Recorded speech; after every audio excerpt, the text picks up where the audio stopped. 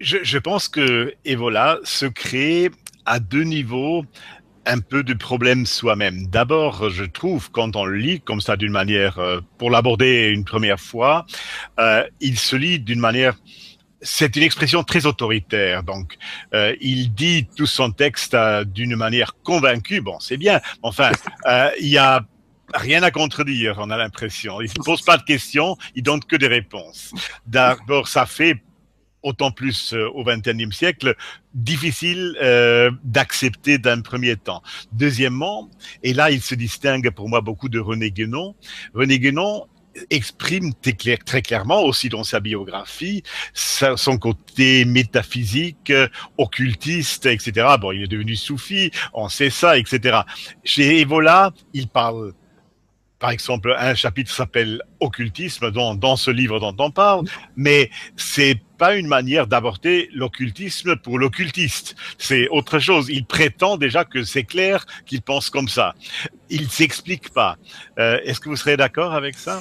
Tout à fait. Ce en quoi Ebola peut être qualifié de penseur réactionnaire et non pas René Guénon. Oui. Et la manière dont parle Ebola, vous avez raison d'y insister, c'est véritablement un discours d'autorité. Voilà ce qui est et voilà ce qui n'est pas. Et ça ne se discute pas. La, la question de la mise à la réflexion des affirmations et des présupposés philosophiques ou métaphysiques d'Evola n'apparaît à aucun moment à l'intérieur de ses ouvrages. Mais il ne faut pas oublier que c'est quelqu'un qui a eu une période philosophique dans les années 20 où il a théorisé la notion de ce qu'il a appelé l'individu absolu.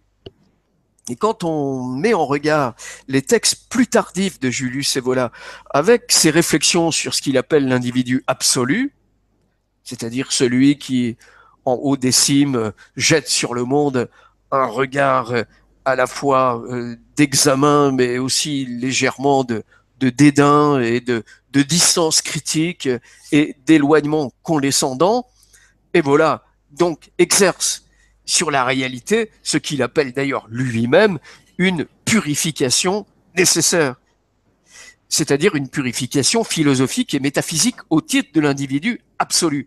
Et ça, c'est une position qui fait que le lecteur contemporain éprouve des difficultés vis-à-vis de Guénon, ce qu'il n'éprouve d'Ebola, pardon, ce qu'il n'éprouve pas à l'égard de Guénon, parce que Guénon, lui, se réfère à quelque chose d'autre que lui. Il se réfère à la tradition primordiale, à la tradition antédiluvienne, à cette sorte, on va dire, de paradigme parfait dont l'Inde aujourd'hui représente la plus pure expression. Évidemment, se référer à l'Inde, se référer au soufisme, se référer à des formes d'expression de cette tradition primordiale telle qu'elle s'est exprimée à travers l'histoire et les différents continents, rend sympathique René Guénon et le rend tout à fait audible pour le lecteur contemporain. Mais entendre Julius Evola parler de l'Empire, de la romanité et des formes de souveraineté telles qu'elle a pu être exercée à l'époque de l'Antiquité par les monarques ou les représentants divinisés du pouvoir dans la sphère polythéiste du paganisme romain, évidemment représente pour le lecteur contemporain quelque chose de tout à fait inactuel. C'est un penseur inactuel. C'est quelque chose qui était d'ailleurs difficile à lire dans les années 30, 40, 50, 60, mais qu'il est encore plus aujourd'hui, en début du XXIe siècle,